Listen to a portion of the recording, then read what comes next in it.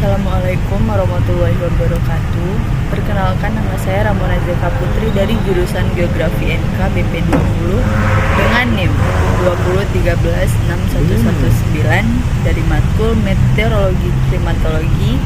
Di sini saya akan menjelaskan tentang siklus hidrologi dan juga hubungan antar iklim dan cuaca.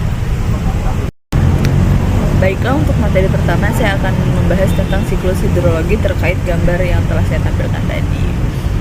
Dari gambar tersebut dapat dilihat bahwa faktor utama atau komponen utama dari segala siklus itu merupakan radiasi matahari yang akan menyebabkan penguapan air dari air yang ada di seluruh permukaan bumi. Dan dari penguapan tersebut maka ditampunglah oleh awan-awan yang akan apabila telah mengalami pemenuhan, maka akan terjadilah hujan. Maka semakin besar persentase yang terjadi, hujan tersebut terjadi, maka air yang turun ke bumi akan semakin banyak. Air hujan yang turun ke bumi akan mengalir dari permukaan yang tinggi ke rendah, dan air hujan yang turun akan bekerja sesuai dengan penggunaan lahan tempat turunnya hujan tersebut. Hujan yang turun ke jalanan yang beraspal akan mengalami runoff atau pelimpasan, sehingga itulah yang akan menyebabkan banjir jika hujan terjadi dalam skala yang besar. Karena pelimpasan air hujan dari jalanan tersebut menuju ke sungai atau tempat-tempat penampungan air lainnya yang ada di permukaan bumi, sedangkan hujan yang runoff atau terjadi pada pelimpasan itu tidak akan mengalami penyerapan oleh tanah, sehingga tidak sampailah kepada air tanah atau kepada aquifer. Selanjutnya yaitu kepada tempat yang tidak terjadi pengaspalan atau tidak terjadinya penutupan pori-pori tanah, atau merupakan tempat yang dipenuhi oleh pepohonan, itu akan membantu penyerapan air dari proses vegetasi pohon-pohon yang ada di sekitar. Dan yang telah menyerap ke dalam tanah akan memasuki aquifer atau tempat penampungan air di dalam tanah sebelum benar-benar mengalir dan menjadi air tanah. Baik, begitu pendapat saya terkait dalam siklus hidrologi. Nah, dalam siklus hidrologi ada beberapa singkatan-singkatan atau penyebutan-penyebutan seperti evaporasi atau transpirasi, yaitu proses penguapan air yang berasal dari laut, sungai, danau, dan badan air lainnya. Sedangkan transpirasi merupakan pelepasan molekul air sebagai hasil metabolisme dari tumbuh-tumbuhan. Yang kedua yaitu kondensasi, yang memiliki arti sebagai proses perubahan air dari gas menjadi cair, atau kita kenal dengan istilah pengembunan. Selanjutnya yaitu presipitasi, atau biasa disebut dengan produk kondensasi, yang terjadi karena adanya pendinginan dan penambahan uap air, sehingga air yang membentuk awan mencapai titik jenuh. Semakin banyak uap air yang terbentuk di atmosfer, maka tetesan air yang ada di awan akan semakin banyak dan semakin berat. Ketika awan tidak mampu menampung banyaknya air yang terbentuk, maka air tersebut akan dikeluarkan dalam bentuk hujan. Dan beberapa siklus-siklus hidrologi seperti siklus pendek, sedang, dan siklus panjang.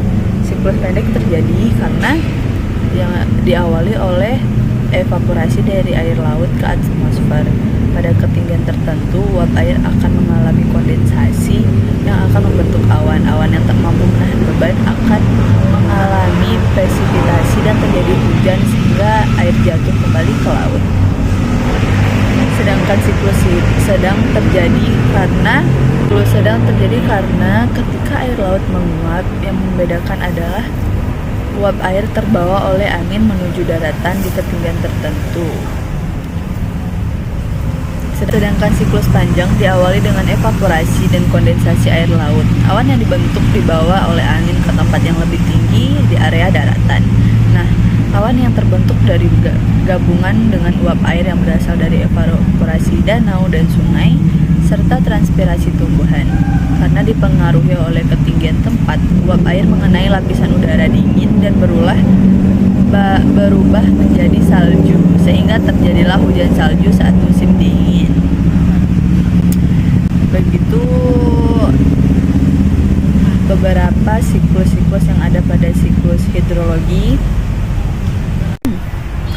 Baiklah, selanjutnya saya akan membahas tentang hubungan antar unsur cuaca dan iklim, di mana antara cuaca dan iklim memiliki unsur yang sama dan ada 6 unsur. Yang pertama yaitu suhu udara. Suhu udara ini muncul karena adanya penyinaran matahari yang kemudian memunculkan perbedaan temperatur. Temperatur adalah panas atau tinggi tingkatan suhu. Sedangkan yang kedua yaitu tekanan udara, adalah massa dari udara. Tekanan udara yang tinggi berarti memiliki massa yang tinggi. Yang ketiga yaitu kelembapan udara, adalah jumlah kandungan uap air yang berada di dalamnya. Semakin tinggi kandungan uap airnya, maka kelembapan udaranya juga tinggi.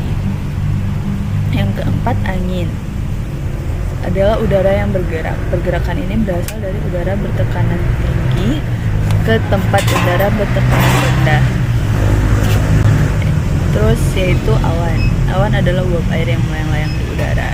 Dan kemudian yaitu hujan, adalah uap air yang berubah menjadi titik air menuju ke permukaan bumi.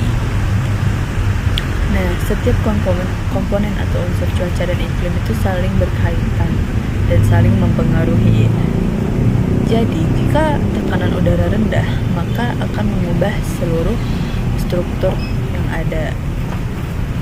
Jadi, kesimpulan pada materi kedua terkait hubungan antara unsur iklim dan cuaca, yaitu unsur iklim dan unsur cuaca memiliki hubungan unsur yang sangat berkaitan dan saling mempengaruhi. Jika satu mengalami perubahan, maka seluruh unsur-unsur yang ada akan mengalami perubahan juga.